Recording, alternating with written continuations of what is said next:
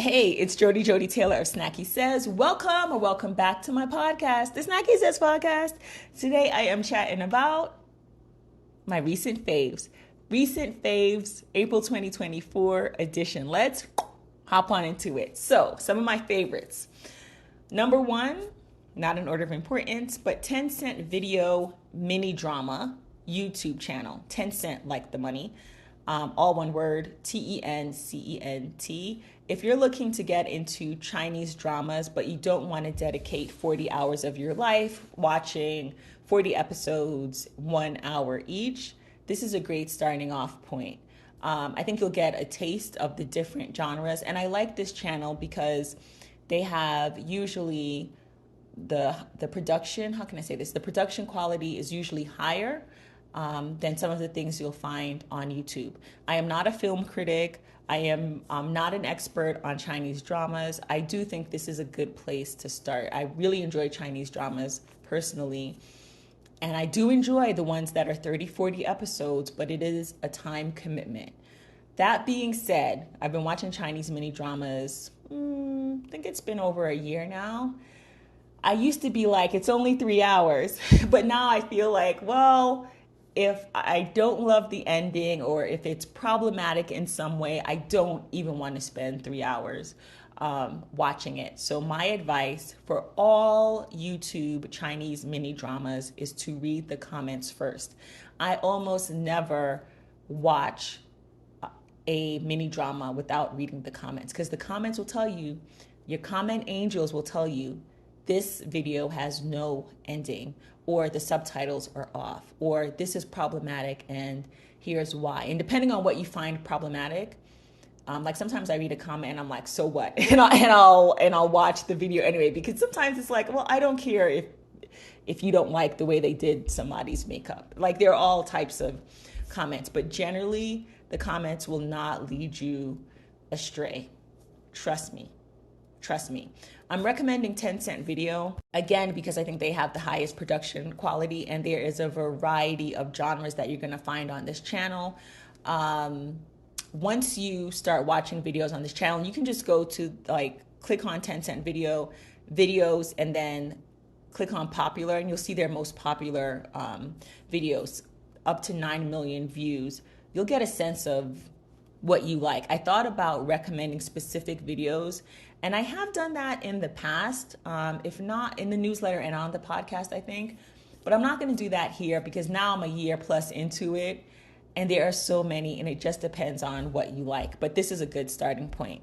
Next up, alcohol prep pads. The ones I have are from Curad. I have been meaning to talk about these for so long, probably since the travel podcast episode a few months ago.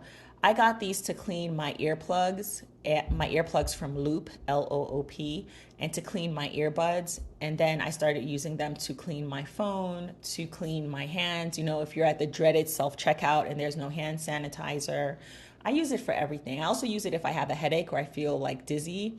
I'll just open one and sniff it. Not a medical professional. That's what I use it for, and it works for me. Next up, one of my favorite snacks recently is from Bobo's. It's called Apple Pie Stuffed Oat Bite.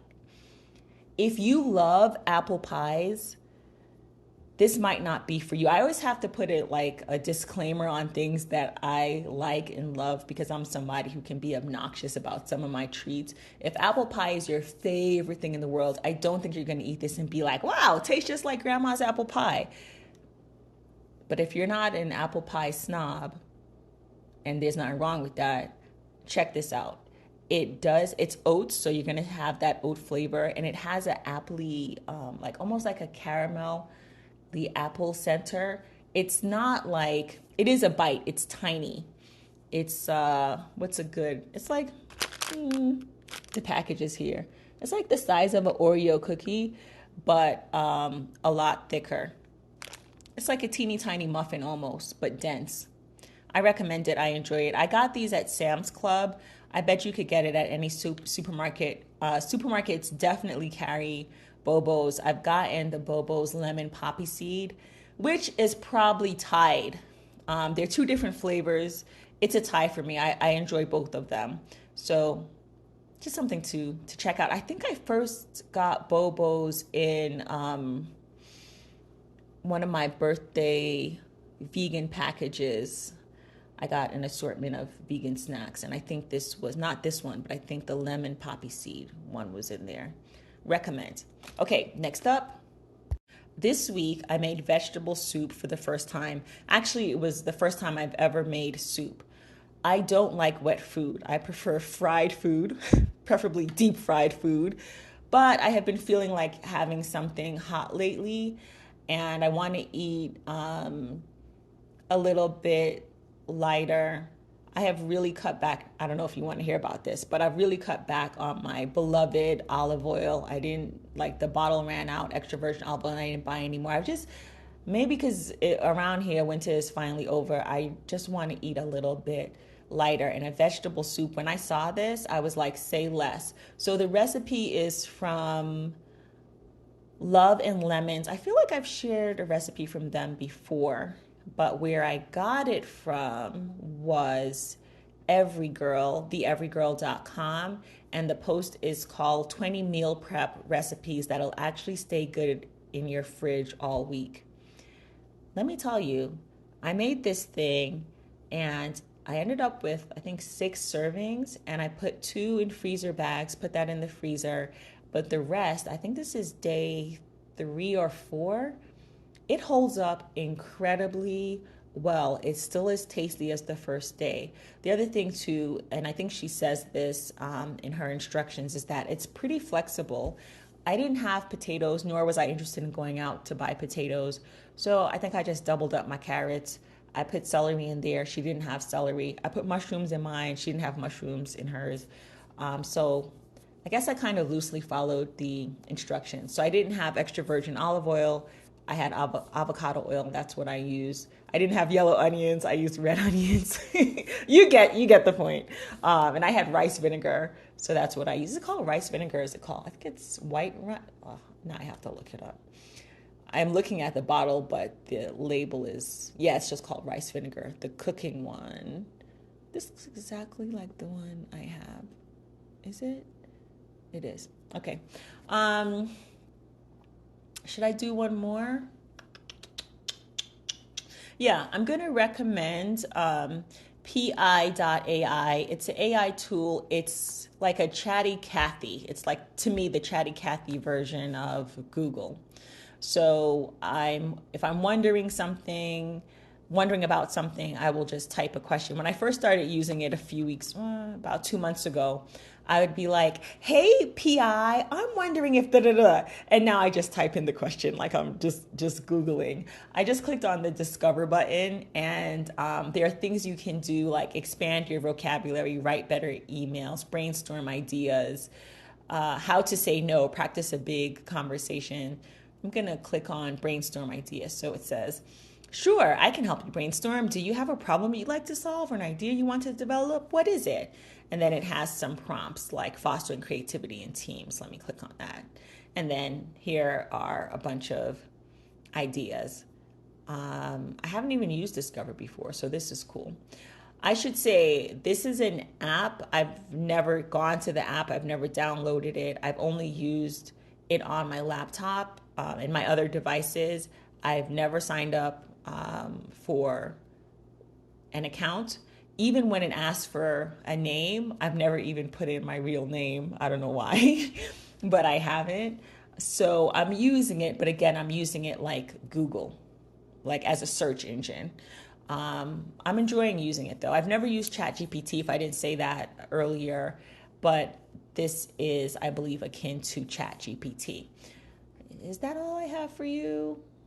I think so. Why do I feel like I'm forgetting something? Oh, I know. 1 second. Okay, here it is. I have for you, new to me. The other day I was looking to do a warm-up. I've been leaning towards 10-minute warm-ups before I work out, whether I'm doing a Millionaire Hoy workout or any other workout, because 5 minutes just ain't cutting it. It's just not cutting it anymore. I need like more of a warm up. So I went on YouTube. I typed in warm up because I was looking for something new. I do have a warm up playlist of things of warm ups that I would usually go to, but I wanted something new. And lo and behold, Rowan Rowe popped up. He has 2 million subscribers, and somehow this is YouTube. This is why I always say, I just when I think like, oh yeah, I'm pretty familiar with everyone in fitness, the moment I start to think that, I come across someone new to me. And I've done 2 of his warm-up routines now, and they're very different from things that I've done before. Give him a try. I couldn't keep up with some of his moves. I had to modify them, which reminds me, he does not have modifications. So just do your own modification if you need it. Do what you can. I hurt my knee a few weeks ago, so I was like, I was a little bit nervous on some of the new to me moves, but it was fine. It was fine. I really enjoy his warm-up videos. I think he's most known, let me see what his most popular video is. I think it's an abs workout. Yeah. Oh, it's 10-minute fat burning, and then abs, and then the warm-up routine. Okay, interesting in terms of his most popular. So I've only done, again, 2 of his warm-up routines, but I do recommend them, and they are both 10 minutes long. I'll put a link to at least one in the show notes. That is it. Those are my recent faves. And I'll probably do this again. I feel like I'm doing this like every couple of months or so, every 2 to 3 months, because there are always things to share, right? If you have any favorites, any recent faves you want to share with me, please leave it in the comments at joddie.substack.com. That's joddie.substack.com. And a note on show notes, depending on where you're listening. I think I've spoken about this before, but the hyperlinks don't always pop up. I try to circle back and put just a direct link at the top. So if you're on Apple Podcasts, for example, you could click on it or copy and paste. I don't know why that happens, but it does, that the hyperlinks don't work. And also show notes, again, depending on your podcast platform, may get cut off. So if anything, please go to joddie.substack.com, and I'll have all of the proper show notes and pictures and links there for you intact. If you enjoyed this podcast episode or any of my podcast episodes, please be sure to share with a friend or 3. And if you haven't already, please subscribe. Thank you so much for listening. Take care.